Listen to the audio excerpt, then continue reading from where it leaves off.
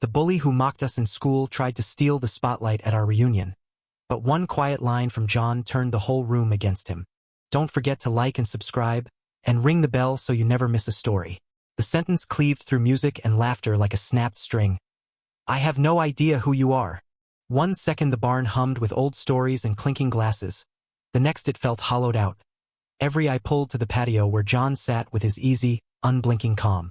Our 25-year reunion had started warm and messy. Kids chasing fireflies, spouses trading hometown gossip, barbecue smoke drifting through the rafters. Yet in that instant the night tightened to a point. Tom, all grin and cologne, stood over John with a salesman's swagger that wilted as the words landed. I watched him freeze, glass tilting in his hand, as if a trapdoor had opened beneath the stage he had been working all evening. Nobody moved. Even the music seemed to step back and listen. John let silence do its work, then lifted his drink, eyes mild, as though addressing a stranger who had wandered into the wrong backyard. Tom blinked once, twice, confusion leaking out around the edges of his confidence, and I felt the hairs on my forearms rise. We had waited a long time for a moment like this, and it had finally introduced itself with 7 simple words, and a smile that did not invite argument. The wooden doors stood open to a field rinsed in late summer dusk, string lights trembling in the warm breeze. The place smelled of cut grass, lemon oil rubbed into the beams, and the faint sweetness of spilled cider. I could feel the grain of the picnic bench under my fingers, the varnish tacky from heat. A kid screamed with delighted outrage somewhere near the cornhole boards, then remembered to be quiet, as though the whole yard had learned new manners at once. Tom shifted his weight and the ice in his glass chimed. John did not flinch. My smile sat behind my teeth, small and satisfied. The air itself tasted like something turning. To understand why that line landed like a hammer, you have to know our small world. We came out of a tiny college prep bubble where 72 seniors ate the same cafeteria pizza, ran the same hall circuits, and learned each other's laughs by heart. Cliques were soft edges, not walls. Most days felt more like extended family than a pecking order. And then there was Tom. Not the cartoon bully with lockers and fists, more the relentless MC of other people's embarrassment. A scavenger for cheap applause. He called it teasing. The rest of us learned to carry spare dignity. John took the brunt because he was bright and quiet, quick with solutions and slow with comebacks, the kind of kid who could design a robot arm from scrap and still blush taking attendance. Tom smelled that softness the way a raccoon smells a cooler. He spun rumors, staged minor humiliations, tested boundaries to hear the room laugh. One week he circulated a fake party invite with my parents' address. Strangers wandered onto our porch asking where the kegs were while my mother held a pie and tried to be gracious. Another month he started a hall whisper that John had kissed a girl who was openly gay, hurting them both in one thoughtless stroke. Every punchline came cheap, and Tom kept the change. I still remember the texture of it all. The chalk dust on Mr. Abbott's sleeves, the hum of the copy room, fluorescent lights that made winter mornings look sleepless. John and I spent lunch hours in the tech lab resoldering circuits, sweating over late entries for a robotics meet. Tom spent them performing, balancing a milk carton on someone's head or shouting lyrics down the stairwell until staff smiled to keep the peace. In hours we found each other, 2 kids measuring distance between who we were and who we wanted to be. I wish I could say we outgrew him by graduation, but some acts try to make a career of the stage, even when the show is over. Life left high school behind, but it did not forget our angles. John dove headfirst into the long, unglamorous work of building something real. He took scholarships and side jobs, stacked internships, and learned to translate ideas into invoices. In his late 20s, he rented a shoebox office over a bakery that filled the stairwell with warm sugar at 6 a.m. and named a company nobody believed in yet.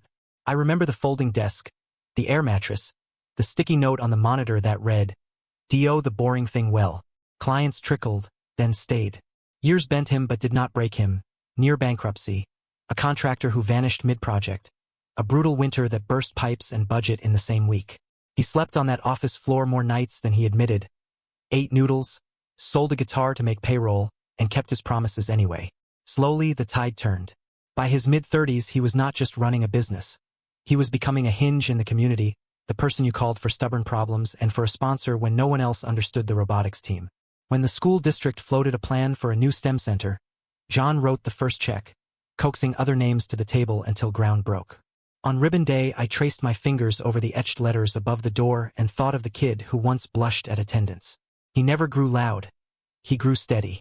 He funded scholarships quietly in honor of a math teacher who had bought him graph paper when money was tight, and paid for a ramp at the library after watching a dad struggle with a stroller. When reporters asked for quotes, he pointed at volunteers and kids.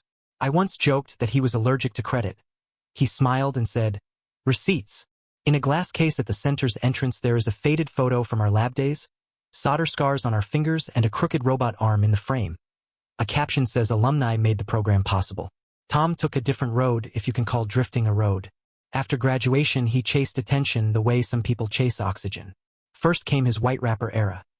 Rented cars, borrowed chains, a shaky video shot in a parking garage with friends hyping lines that never rhymed.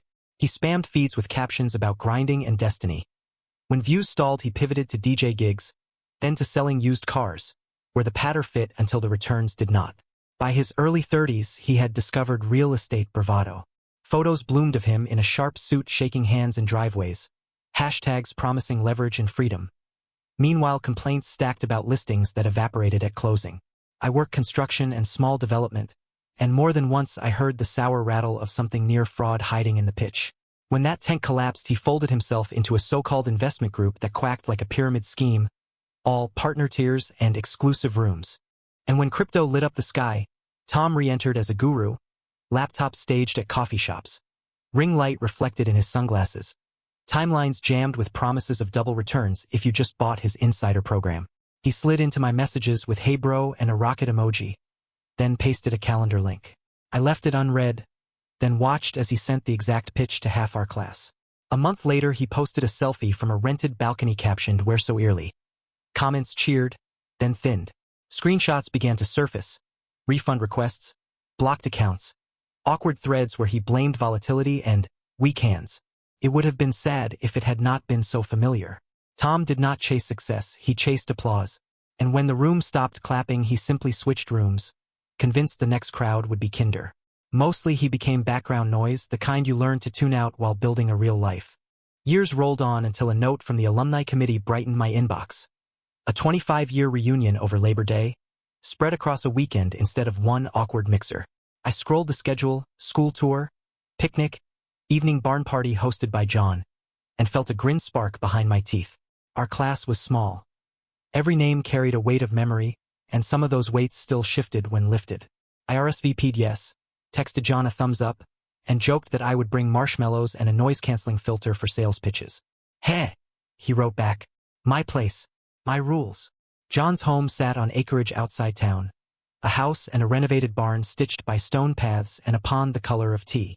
Lanterns down the drive, string lights under the rafters, speakers tucked into beams so the music filled the room without shouting. He had turned welcome into a craft. I pictured Tom clocking the scene and aiming for the brightest corner like a moth in a rented suit, and the thought made me laugh at a red light.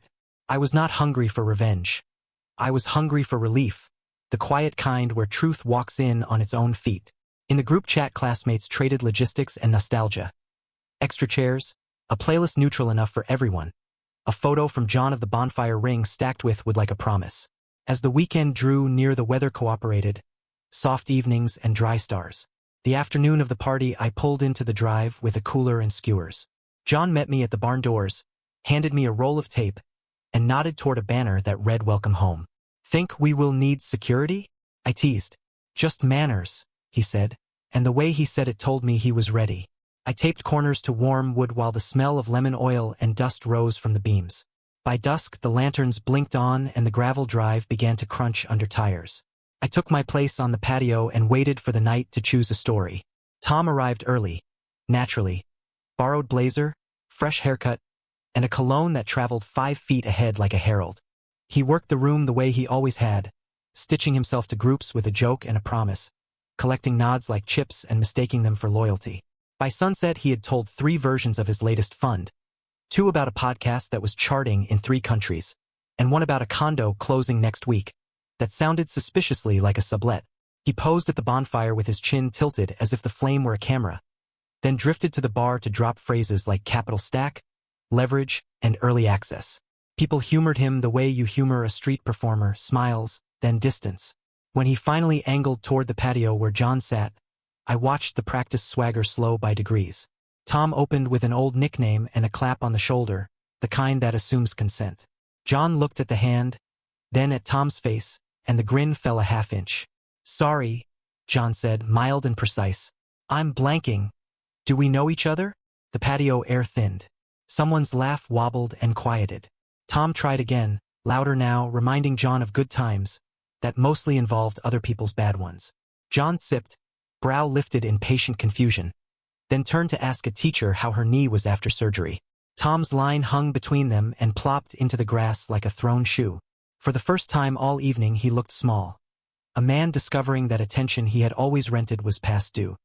He swallowed, nodded at nobody, and stepped away to fix a tie that did not need fixing. I felt a strange relief loosen my jaw. We had not plotted humiliation. All we had done was give the room back to itself. Heat gathered in the rafters while the band leaned into a soft cover and conversations loosened their shoulders. John moved with that steady host's gravity, refilling a drink, introducing people who should have met 10 years ago, asking a shy spouse which town had shaped her vowels. Everywhere he paused felt centered. Everywhere Tom landed felt borrowed. When Tom attached himself to a circle, the circle remembered errands and scattered. He tried strategy next, peeling me toward the side door with a grin that showed too many teeth. "You remember senior year robotics," he said, already rehearsing a tale in which he had captained us to greatness. "You were around for that one big win, right? Sponsors loved me back then." I let him wind the string. "We won regionals," I said. "Heard you filmed your rap video that weekend." His smile glitched. "Hey, that was marketing," he said. From the patio came a swell of laughter, the good kind that doesn't need a punch line. Tom peered over my shoulder, sniffing for attention, then leaned in. "Listen, bro, I've got a thing. Small buy-in, big upside. Don't be late to this one." He produced a slick card with 2 corners already peeling. I did the thing I should have done years ago. No thanks. No lecture, no apology, just a boundary bumped into and left standing. He stared a beat longer, as if disbelief were a muscle he kept in shape, then pocketed the card with a flourish meant for a bigger audience. Over his shoulder I saw John kneel to tie a kid's loose lace, lift a tray from an overwhelmed volunteer, and ferry it through the crowd without spilling a drop. The room was choosing. It wasn't subtle and it didn't feel cruel. It felt like a tide, and Tom's boat sat where the water wouldn't carry it anymore. At 9 John tapped a glass and the barn quieted the way good rooms do, conversation folding itself into a hush without losing warmth. He didn't give a speech, he gave a list. He named teachers who had believed in us, classmates who had bought supplies for the lab out of their first paychecks, people who had driven late, written letters, brought meals when a parent was ill. Each name landed like a small light switching on. "Some of you did the loud work," he said. "Most of you did the useful work." Laughter like rain on a tin roof. He thanked the librarian who bent rules for overdue manuals, the janitor who unlocked the shop on Saturdays, the coach who hauled tables for the science fair. He told a quick story about a kid who once sold a guitar to make payroll at a tiny company and then, years later, bought a music program for the middle school. He didn't say the kid's name and he didn't need to. The room knew. When he finished he lifted his glass and said, "To the quiet builders. The receipts live in this town." Glasses rose. Mine shook, just a little. In the corner Tom clapped 3 beats late, then tried to catch John's eye with a thumbs up he must have practiced in mirrors. John was already moving, pocketing the attention and returning it to the people who had earned it. The band slid into something easy. The lights under the rafters seemed to warm by a degree. Someone started a photo line at the banner. I stood by the barn doors and felt the oddest peace. Like a dial that had been hissing for 25 years had finally clicked to quiet. A teacher near me wiped a cheek and laughed at herself, then said to nobody in particular, "About time." 2 classmates who hadn't spoken since sophomore year traded a hug that looked like a truce long delayed. John caught my eye across the room and just nodded once. No triumph, only acknowledgement of weather finally breaking. Tom rallied the way he always had, by turning up volume. He swept across the floor with his arm raised to rope in a circle, tried to start a toast in the wrong key, then cornered a couple near the dessert table to sell them on a seminar that would change how you think about money. John arrived so quietly it took a second to notice him standing there. "Tom," he said, in the tone you use to redirect a guest who has wandered into a staff hallway, "I'm asking you to stop soliciting people at my home." Tom laughed, palms out. "Networking, man. People want opportunity." John held his gaze. "Not this one." Behind us the band eased into a bridge. A tray clinked. The night remembered its manners. Tom tried a pivot. Hey, we go way back. You know me. John's face didn't move. I don't, he said, gentle as a door closing softly. Not the version you're selling. Tom's mouth opened, then chose silence. A classmate stepped in with a light touch on his sleeve and said, "Bars that way, man." Another friend slid between John and the pitch with a joke about the cornhole champion needing a rematch. The circle dissolved without tugging. John nodded thanks and turned to greet a teacher, leaving no hook for Tom to hang on. A minute later, the coordinator asked Tom to keep sales talk off the floor. He nodded too fast and vanished into the yard, where the fire painted his face the color of an exit sign. I realized then what John's sentence had truly done back on the patio. It had returned Tom to the status everyone else occupies in adult life. You are what you do, not what you announce.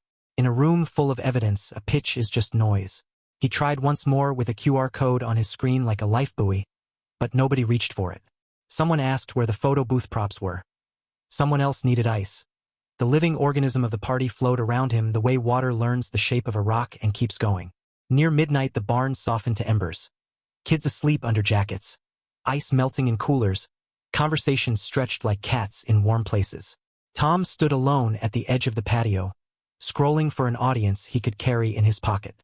He glanced up and saw John at the gate saying goodbye one by one, hugging some, squeezing a shoulder, promising coffee, calling a car for a man who should not drive. For a second, I thought Tom might make a last charge. Instead, he drifted over with a smile he couldn't land and said, "No hard feelings, right?" John looked almost surprised. "None at all," he said. "I wish you well." Then he turned to thank the caterer by name and to stack chairs with a teenager who had offered to help. I watched Tom absorb that. Not a victory to wrestle from him, just absence where his reflection used to be. A minute later, he slipped through the gate and into the dark lot, phone held high to catch a signal. A man scanning for a room that might clap. The night did not. Back inside, we loaded trash bags, doused candles, and listened to the field settle. On the wall by the door hung a frame I had somehow missed. A yellowed photo of our lab team grinning around a crooked robot arm. Next to it, a newer picture glowed. The STEM Center's ribbon cutting, same smiles with more lines, kids in bright shirts holding scissors too big for their hands. I stood between the two images until my eyes adjusted to what the years had built. Tom's story had always been about volume. John's had always been about receipts. The room had finally learned which one echoes and which one sticks. I stepped onto the gravel and felt late summer air settle against my skin like a promise. Behind me, the string lights buzzed. Ahead, the road home waited without drama. It occurred to me that revenge isn't always fire. Sometimes it's a well-lit place where the person who burned you is simply not needed anymore. Sometimes the best revenge is quiet proof. What would you have said to Tom? Nothing at all, or one line that closes the door? Like, subscribe, and ring the bell so you never miss the next story.